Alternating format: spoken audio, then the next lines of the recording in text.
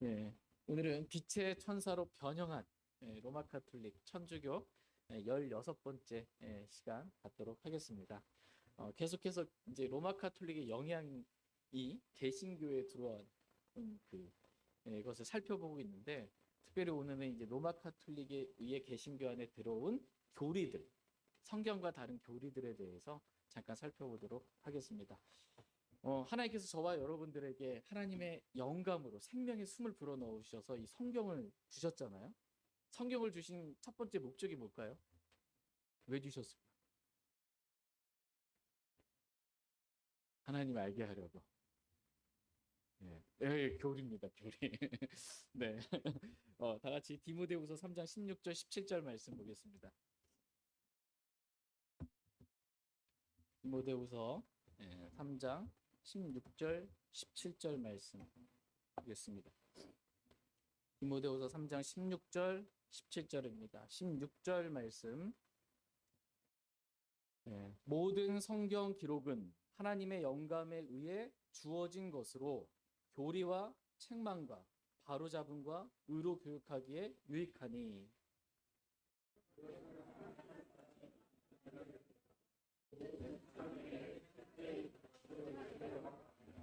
아멘. 모든 성경 기록은, 저와 여러분이 보고 있는 이 성경 기록 있잖아요. 이 성경 기록은 하나님의 영감에 의해 저와 여러분들에게 주어진 것입니다. 이 성경 기록을 우리에게 주셨어요. 주신 목적은 교리와, 첫 번째 교리를 알라고 주신 거예요. 무엇보다 먼저 우리가 이 성경 기록을 통해서 확실하고 분명하게 알아야 할 것, 그것은 교리라는 것입니다. 개혁 성경처럼 교훈 아니에요. 여기 교훈 받으라고 이렇게 준 게 아니고, 성경을 주신 목적은 교리를 알라고 주신 겁니다. 교리는 진리예요. 교리는 진리입니다. 이 교리는 무엇이 옳은지, 무엇이 잘못됐는지 그것을 가르쳐주는 기준이 되는 말씀입니다. 교리의 틀이라고 그러잖아요. 교리의 틀. 이거 분명히 알고 있어야 된다라는 것입니다. 그래서 저와 여러분들에게 성경을 주셨습니다. 교리는 기준이 되는 겁니다. 이 기준에 벗어났으면 잘못된 거예요. 이 기준과 맞으면 올바른 거고요. 성경과 다르면 잘못된 교리인 것입니다. 교리라는 이 단어를 성경에서 찾아보면 크게 세 가지 종류의 교리가 있습니다. 첫 번째는 하나님의 성품에 따른 교리. 근데 이 교리가, 다른 교리는 어떠냐면 하나님의 성품과 일치해요. 하나님의 성품에 따른 교리, 이게 바른 교리, 건전한 교리, 이런 교리를 주셨고요. 두 번째 종류의 교리는 마귀들의 교리가 있습니다. 마귀들의 교리, 마귀들의 교리를 따른 사람이 있어요. 세 번째 종류의 교리는 사람들의 교리입니다. 사람들의 교리. 사람들이 명령으로 가르친 거예요. 교리로. 사람들의 명령을 교리화시킨 겁니다. 그래서 주님은 그 교리들, 사람들의 명령들, 이렇게 하면 하나님 기뻐하실 거야 라고 명령들 준 그거를 정립을 시켜가지고 사람들의 교리로 만들어가지고 섬기는 거예요. 근데 이거는 헛되이 경배한다, 이렇게 말씀하고 계십니다. 그러니까 우리는 사람들의 교리, 사람들이 가르쳐준 교리, 사람들이 명령한 교리, 이런 거 배우면 안 됩니다. 또 마귀들의 교리를 우리가 따르면 안 됩니다. 저와 여러분이 따라야 될 교리는 뭐예요? 하나님의 성품에 따른 교리입니다. 올바른 교리, 하나님의 성품에 따른 교리를 알라고 하나님께서 영감으로 이 성경을 저와 여러분들에게 주셨습니다. 같이 디모데전서 6장 3절 5절 말씀 보겠습니다. 디모데전서 6장 3절 5절 말씀. 디모데전서 6장 3절에서 5절. 3절. 만일 어떤 사람이 다른 식으로 가르치며 온전한 말씀들, 곧 우리 주 예수 그리스도의 말씀들과 하나님의 성품에 따른 교리에 동의하지 아니하면,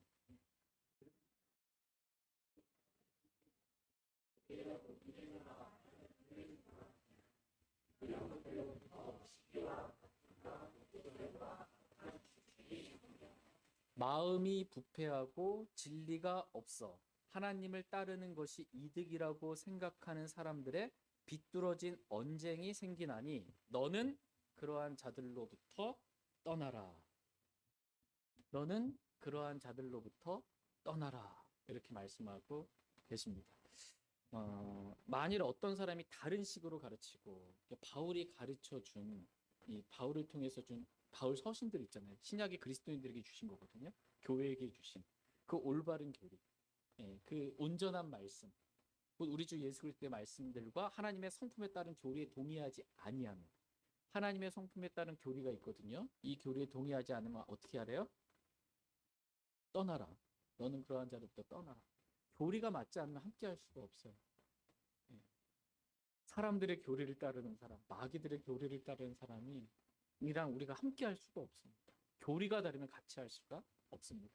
떠나라 이게 주님의 명령입니다. 하나님은 저와 여러분이 하나님의 성품에 따른 바른 교리를 알게 되기를 원하십니다. 하나님의 성품은 영원하잖아요. 그렇죠? 영원 전부터 영원까지 계신 분이세요. 하나님의 성품이에요. 구원은 그러면 잃어버릴 수 있을까요? 영원할까요? 한 번 받은 구원은 영원하죠. 그러니까 하나님의 성품에 따른 교리예요. 우리를 구원해 주신 게 영원한 생명을 주신 거예요. 구원은 절대로 잃어버릴 수 없다. 이게 하나님의 성품에 따른 교리예요. 하나님의 성품과 일치하는 겁니다. 올바른 교리. 마귀들의 교리는 어떠한지 한번 보도록 하겠습니다. 디모데전서 4장 1절 2절 보겠습니다. 디모데전서 4장 1절 2절 1절 한편 성령께서 마지막 때에 어떤 사람들이 믿음에서 떠나 유혹하는 영들과 마귀들의 교리들의 주의를 기울일 것이라고 분명히 말씀하시는데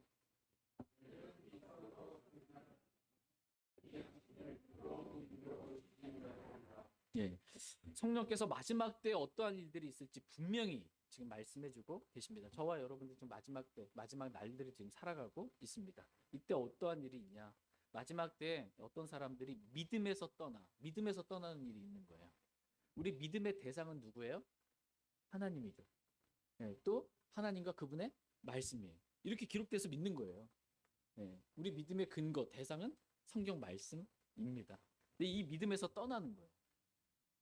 하나님이 뭐라 해도 별로 중요하지가 않은 거예요. 마지막 때에는. 그래서 믿음에서 떠나 유혹하는 영들과 마귀들의 교리에 주의를 기울일 것이다. 이렇게 말씀하고 계십니다.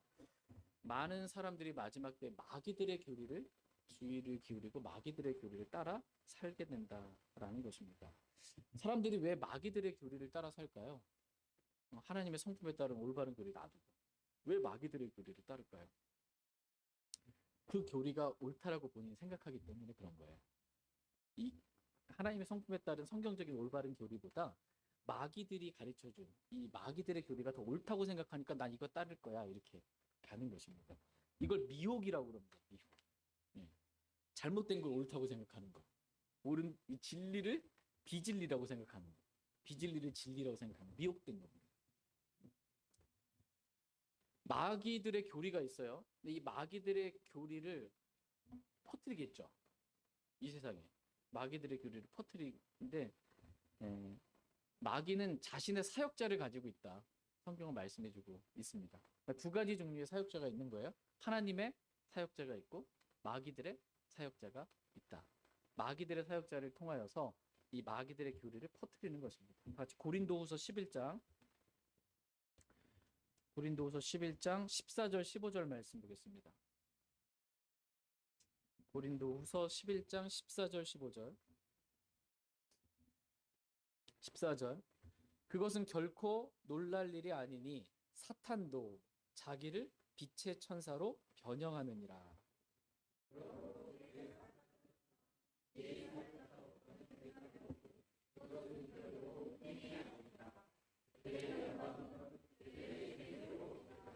예. 사탄도 자기를 빛의 천사로 변형하느니라. 이게 변형된 거예요. 변형된 걸 본 거예요. 그러니까 사람들이 봤을 땐 마귀를 마귀처럼 사탄처럼 보이는 게 아니고 빛의 천사로 보이는 겁니다. 변형했기 때문에. 그러므로 그의 사역자들, 여기서 그가 사탄이에요. 사탄의 사역자들 또한 의의 사역자로 변형된다 해도 그것은 결코 큰 일이 아니니라. 그럼 큰 일이 아니라는 거예요. 왜? 너무나 자주, 너무나 많이 그런 일들이 있기 때문에. 오늘날 사탄의 사역자들이 자신의 빛의 사역자로 변형해서 그렇게 말씀을 가르치고 교리를 가르치는 그러한 일들이 교회 안에 있을까요, 없을까요? 네, 있습니다. 교회 안에 있어요. 사탄의 사역자들이 말씀을 가지고 교리들을 가르쳐요. 성경과 다른 마귀의 그 잘못된 교리들을 가르친다라는 것입니다. 이 사탄의 사역자 중에 가장 말 잘 듣는, 사탄의 말에서 가장 잘 듣는 이 사역자가 누굴까? 음녀, 이 큰 바빌론, 로마 카톨릭입니다. 로마 카톨릭에 의해서 지금 이 잘못된 교리들, 이 마귀의 교리들, 이것들이 개신교회 안에도 너무 많이 들어와 있는, 이게 퍼져 있습니다. 마태복음 13장 33절 말씀 보겠습니다. 마태복음 13장 33절.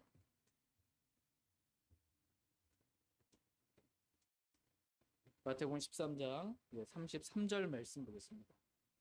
33절 같이 읽겠습니다. 시작. 그분께서 다른 비유를 그들에게 말씀하시되 하늘의 왕국은 마치 어떤 여자가 가져다가 굵은 가루 서말 속에 숨겨 넣어 마침내 전부를 뜨게 한 누룩과 같으니라 하시니라. 지금 하늘의 왕국에 관한 비유의 말씀이에요. 하늘의 왕국은 지금 뭐와 같아요? 마치 어떤 여자가 가져다가 굵은 가루 서말 속에 숨겨 넣어 마침내 전부를 뜨게 한 뭐 같아요? 누룩과 같다. 하늘의 왕국은 마치 어떤 여자가 이렇게 누룩을 갖다 놔서, 누룩은 작잖아요.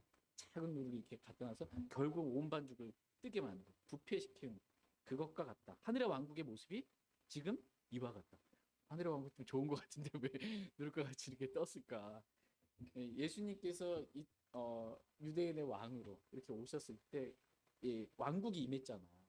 그렇죠? 왕으로 오셨으니까. 왕이 있어야 왕국이 임하는 초림 때 거부했잖아요, 예수님. 그렇죠? 그래서 하늘의 왕국이 지금 이 상태와 같다라는 거예요. 이 땅의 실제적인 예수 그리스도께서 왕으로서 만왕의 왕으로 다스리는 그 왕국이 되지 못하고 초림 때 왕을 거부함으로 말미암아 지금 현재 왕이 없는 세대의 모습이 됐잖아요. 왕이 없는 이 하늘의 왕국의 모습은 이 어떤 여자가 이 가루를 가져다가 누룩을 가져다가 온 반죽을 뜨게 한, 부패시킨 그러한 모습과 같이 되었다라는 것입니다. 이 비유로 말씀해 주신 거예요. 비유로. 어떤 여자가 누룩을 퍼뜨린 겁니다. 그러니까 어떤 여자는 누구냐? 요한계시록 17장에 기록된 음녀입니다. 그 큰 음녀, 바빌론, 로마 카톨릭을 말합니다. 로마 카톨릭이 라는 이 음녀가 누룩을, 여기서 누룩은 잘못된 교리를 말해요. 사탄의 교리를 퍼뜨린 겁니다. 그래서 온 교회를 부풀게 한, 뜨게 한, 부패시킨 그러한 모습을 말합니다. 거짓 교리를 퍼뜨린 거예요. 그런데 이제 이 구절을 보통 일반 교회에서는 어떻게 해요? 어떤 여자를 교회로 이렇게 설명을 합니다. 그리고 누룩을 복음으로 설명을 해요. 그래서 누룩 성교회, 잘못된 교리를 누룩을 복음으로 말하고 온 세상을 뜨게 하는 거 있죠. 반죽을 뜨게 하는. 이게 기독교화, 복음화됐다 세상이. 이렇게 이제 설명을 하면 완전히 잘못된 성경의 해석입니다. 완전히 잘못된. 올바른 성경 해석은 이 마귀가 자신의 사역자인 이 어떤 여자, 음녀, 로마 카톨릭을 통해서 온 세상의 거짓 교리를 퍼뜨려서 전부를 마침내 부패하게 만든 변질시킨 것을 말씀하고 계십니다. 로마 카톨릭의 예수회 아시죠? 그 예수의 신부로 어렸을 적부터 교육을 받다가 극적으로 구원받은 이 알베르토 리베라. 들어본 적 있어요? 알베르토 리베라. 만화책 이렇게 좀 나온 게 있거든요. 알베르토 리베라. 로마 카톨릭에서 어렸을 때부터 예수의 핵심 인물인 거예요. 거기서부터 교육을 받아서 이렇게 했던 사람이 진짜 하나님의 극적으로 은혜 가운데 구원을 받아서 이제 예수에서 뭘 배웠는지 있었던 것들에 대해서 이렇게 쭉 기록해 놓은 그러한 책이 있습니다. 그래서 이제 그 알베르토 리베라 박사가 자신이 경험한 것 이것을 지금 얘기하는데 자신은 예수에서 저를 개신교의 스파이로 침투시켜서 뭐로요? 스파이로 어디에? 교회, 개신교회. 네, 예수의 소속인데 예수에서 교육받아서 로마 카톨릭과 예수의 교육받아서 개신교회 스파이로 침투시켜서 교회를 파괴시키려 했다는 것입니다. 교회를. 저는 14살 때 개신교와 이단에 대한 강의를 들었습니다. 이렇게 지금 기록하고 있습니다. 그리고 알베르토에게 이제 개신교회들이 이제 분류들을 쫙 A부터 A, B, C, D, 이 분류들을 쫙 이제 종교들을 나눠놓고 너는 여기 가서 여기 부패시켜라. 잘못된 교리 펴뜨려라. 그래서 네가 갈 곳은 어디냐?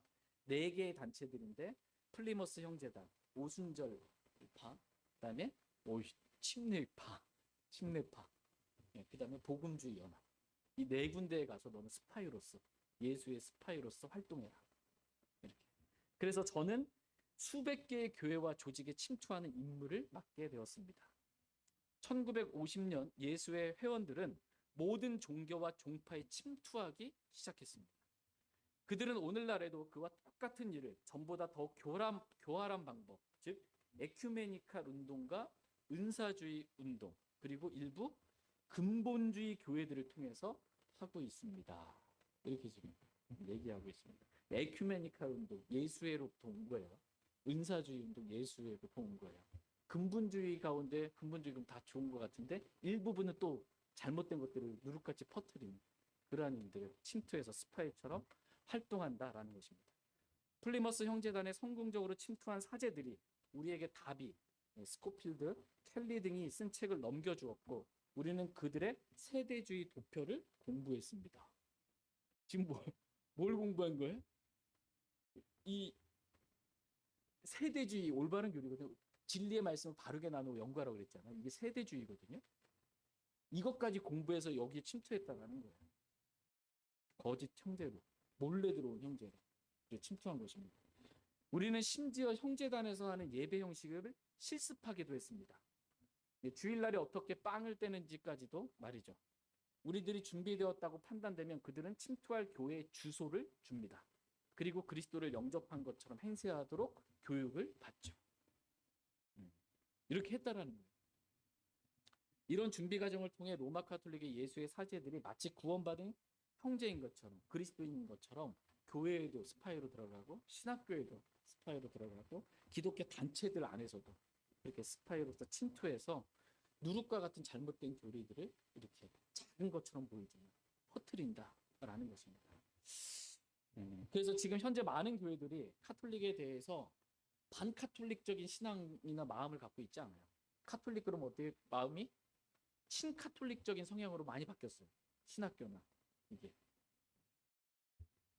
저희는 독립 침례 교회라고 그러죠. 우리는 침례를 써요. 독립이라는 말의 의미는 이 국가로부터, 교단으로부터, 세상으로부터 독립된 걸 말하는 겁니다. 우리 교회의 머리는 주 예수 그리스도예요. 다른 주 예수 외에 다른 어떤 교단이나 뭐 이런 거에 속하지 않은 겁니다.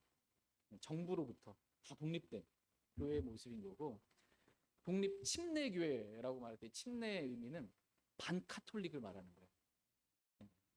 침례는 카톨릭을 반대하는 의미의 침례입니다. 독립 침례 교회를 저희가 가장 성경적인 교회라고 믿기 때문에 성경에 기록된 교회들 보면 다 독립 침례 교회들이에요. 뭐 오순절 교회 없습니다, 성경에. 다 독립 침례 교회들입니다. 근데 이 로마 카톨릭 예수에 의해서 이렇게 변질된 이러한 교회들, 신학교들 많이 나오게 된 것입니다. 그것들 중에 하나가 이제 잘못된 신학이 이제 들어온 거예요. 개신교회 안에. 어거스틴이 세운 신학 교리가 있습니다. 어거스틴 들어보셨죠? 어거스틴은 로마 카톨릭의 신학을 세운 장본인이에요. 로마 카톨릭의 신학을 세운 장본인 어거스틴. 근데 이 개신교회들 역시 어거스틴의 신학을 이어받았어요.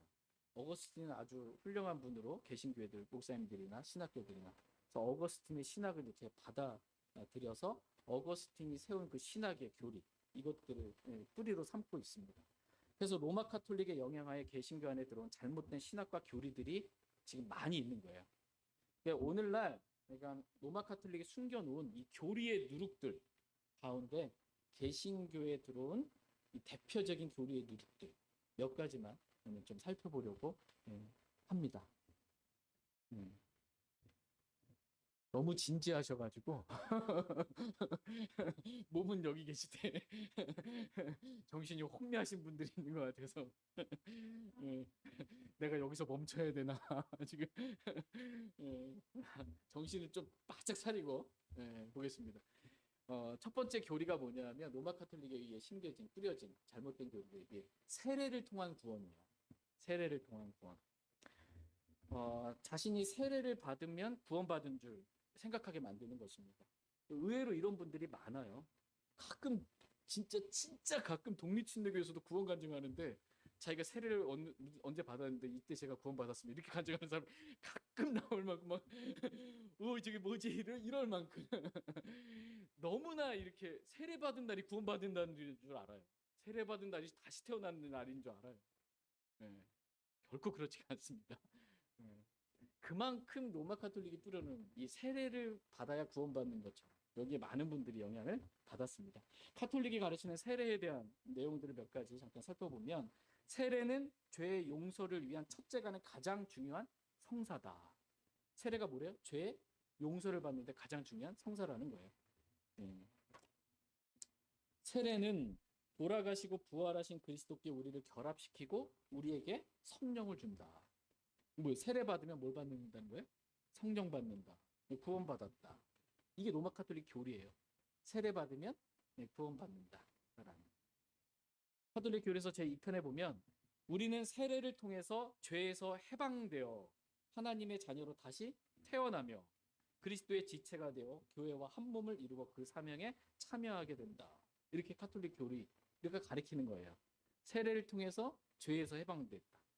그리고 하나님의 자녀로 다시 태어난다.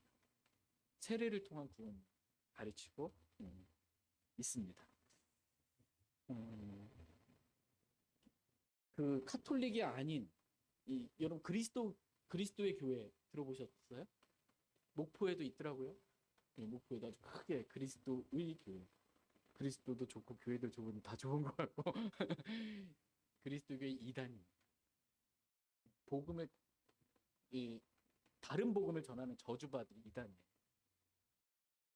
그렇게 생각이 안 되는 거예요. 저는.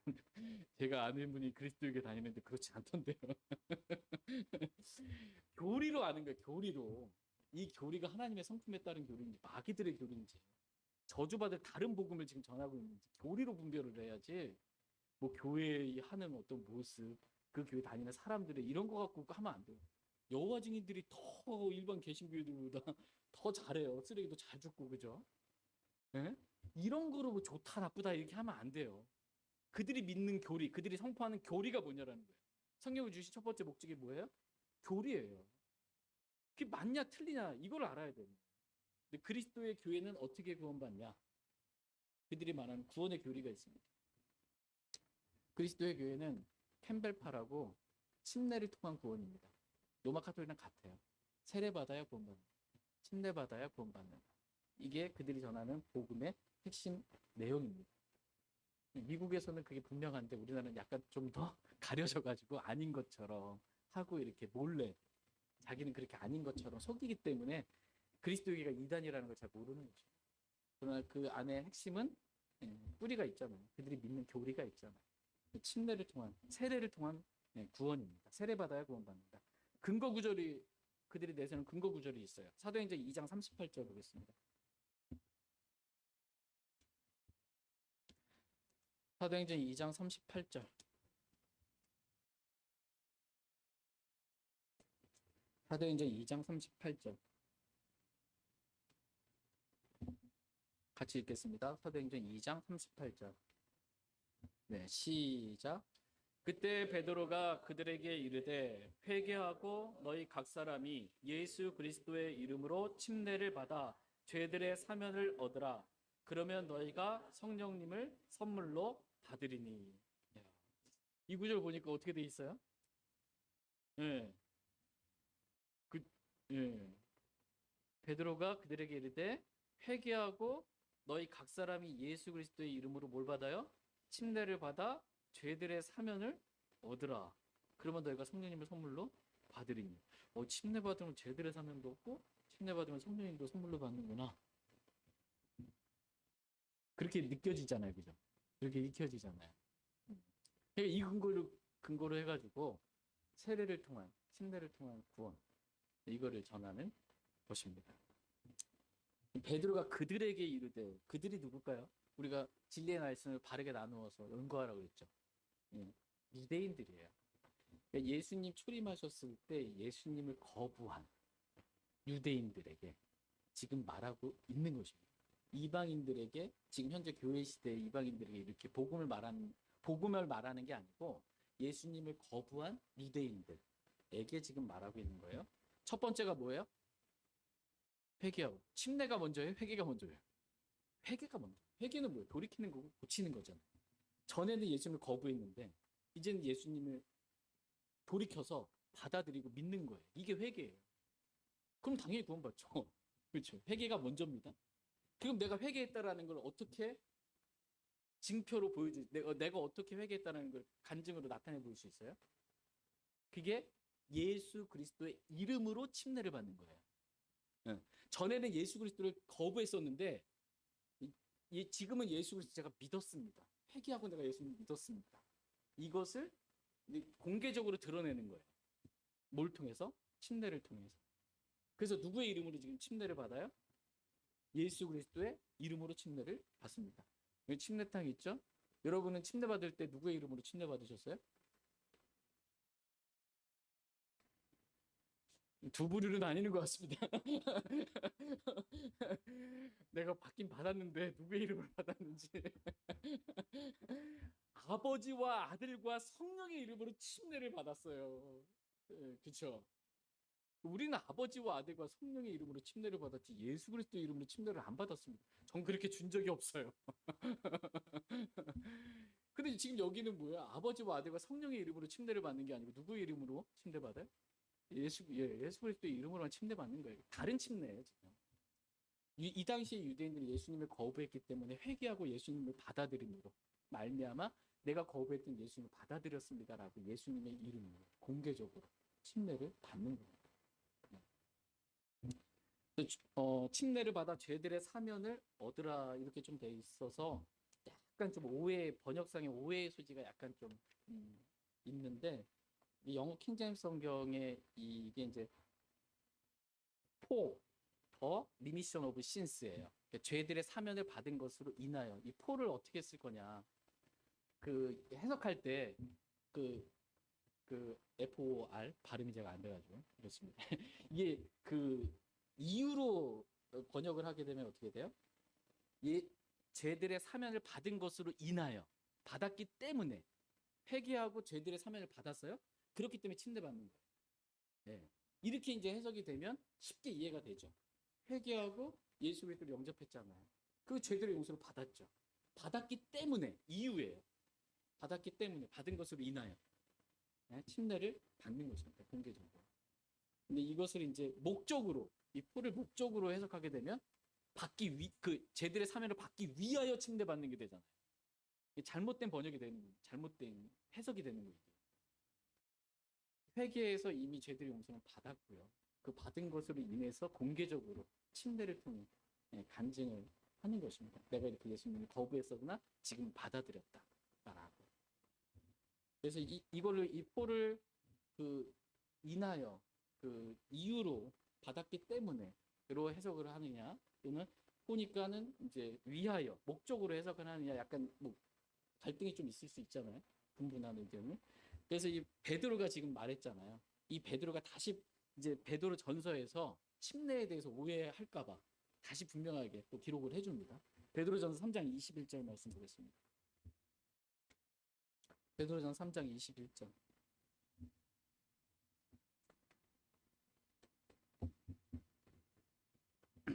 베드로전서 3장 21절 같이 읽겠습니다. 시작. 그 일과 같은 모형 곧 침례가 예수 그리스도의 부활로 말미암아 이제 또한 우리를 구원하는데 이것은 육체의 더러운 것을 제거하는 것이 아니요 선한 양심이 하나님을 향해 응답하는 것이니라. 그 일과 같은 모형, 곧 침례가. 지금 침례는 모형이라고 그러죠. 침례는 모형입니다. 모형이 무슨 효력이 있어요? 그냥 모형으로 보여주는 겁니다. 모형으로. 그래서 가로 보시면 이것은 육체의 더러운 것을 제거하는 것이 아니요 선한 양심이 하나님을 향해 어떻게 해요? 응답하는 것이에요. 침례는 모형이라는 거예요. 침례를 통해서 구원받거나 뭐 그렇게 되는 게 아니고 그러니까 모형, 침례는 모형으로 준 거라는 것입니다. 모형이었고 침례는 우리 구원받아서 우리 양심이 그리스도의 피로 정결하게 되고 깨끗하게 돼서 선한 양심이 되잖아요. 이 선한 양심이 내가 예수님을 믿었다라는 것에 하나님을 향해 응답하는 것입니다. 이게 침례로 드러나는 거예요. 침례는 모형입니다. 근데 이제 개정성경 개혁했죠. 킹제임스 성경을 개혁했습니다. 이 개혁한 개정성경에는 뭐라고 돼 있냐면 물은 예수 그리스도께서 부활하심으로 말미암아 이제 너희를 구원하는 표니 곧 세례라. 지금 너희를 구원하는 표니 곧 세례라. 이렇게 개혁성경은 돼 있어요. 지금 모형이 뭐로 바뀌었어요? 표로 바뀌었어요. 우리 소풍 갔다 왔잖아요. 봄 소풍. 그렇죠? 춘천에 갔는데 모형 가지고 가가지고 들여보내 만들고 표, 티켓 가지고 그죠? 토큰. 이 표가 보여줘야 들어갈 수 있잖아요. 실질적인 영향력이 있는 거거든요. 표는. 그렇죠? 모형은 아무 영향이 없는 거예요. 모형으로 이렇게 보여준 건데 이 세례에 대해서 개혁성경은 구원하는 표다. 실질적인 효력이 있는 것처럼 그렇게 변개시켜 놓았습니다. 로마 카톨릭과 개신교회가 같이 만나서 공동으로 번역한 공동 번역 성서가 있어요. 공동 번역 성서. 여기에는 뭐라고 되어 있냐면 그것은 오늘날 여러분에게 구원을 가져다 주는 세례를 미리 보여준 것입니다. 여러분이 공동 번역 성서를 읽었다고 생각해 봐요. 그러면 구원을 가져다 주는 세례 이렇게 되어 있어요. 구원을 가져다 주는 세례라고 되어 있습니다. 그럼 세례가 이 공동 번역 성서에 따르면 뭐가 되는 거예요? 구원을 가져다 주는 거예요. 세례 받으면 구원받는다. 우리를 구원하는 표다. 이렇게 되는 것입니다. 다른 방송이 좀 흘러나오고 있네요. 한 가지 주파수를 좀 맞춰가지고 한 주파수만 좀 갈 수 있게. 구원은 오직 예수 그리스도를 믿음으로 말미암아. 내가 어떻게 해야 구원을 받으리까? 세례를 받으라 이런 게 아니고 주 예수 그리스도를 믿으라. 그럼 내가 구원을 받는다. 이건 세례를 통해서 구원받는 게 아니다라고 너무나 분명하고 명확하게 성경은 말씀해주고 있습니다. 근데 이 세례가 마치 구원에 무슨 효력이 있는 것처럼 그렇게 생각하게 만드는 거예요. 세례 받아야 구원받은 것처럼. 이 잘못된 교리가 유아 세례 여러분 들어보셨죠? 유아 세례. 그 카톨릭에서도 주고 그다음에 개신교에서도 유아 세례 줍니다. 질문입니다. 제가 유아 세례 받았을까요? 안 받았을까요?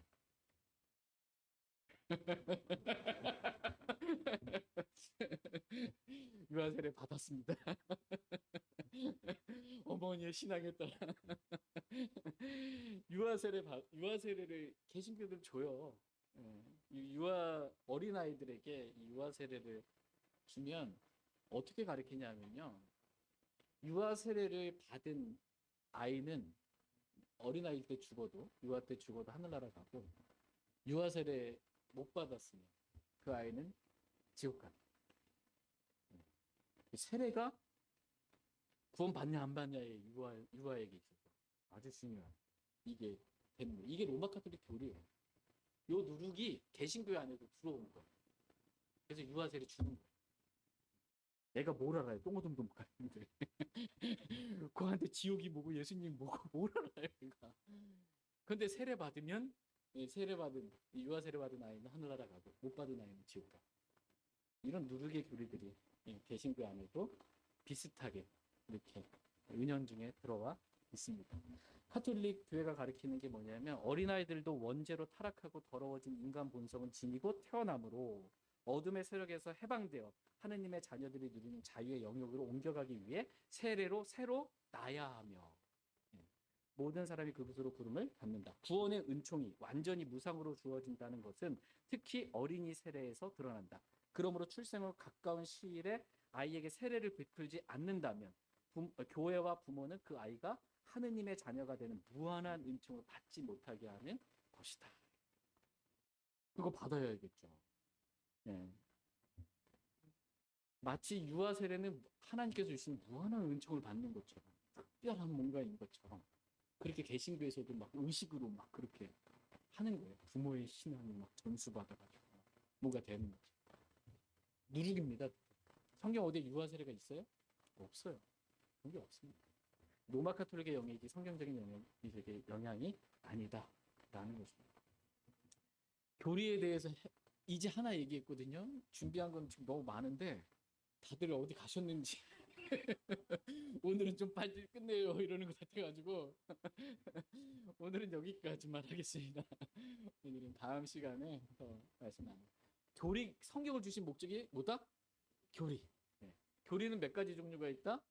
세 가지 종류. 첫 번째는 하나님의 성품에 따른 교리. 두 번째는 마귀들의 교리. 세 번째는 사람들의 교리 있다. 이거 아시고 그 로마 카톨릭의 잘못된 교리, 이 여자가 어떤 여자가 음녀가 이 누룩을 퍼뜨리는 이 잘못된 거짓 교리를 퍼뜨려서 개신교회 안에서도 부패한 잘못된 그러한 이 신학과 교리들이 들어오게 된다는 것을 오늘 잠깐 살펴봤습니다. 빨리 끝내겠습니다. 제가 기도하고 저기 찬양하고 글을 드리고 진짜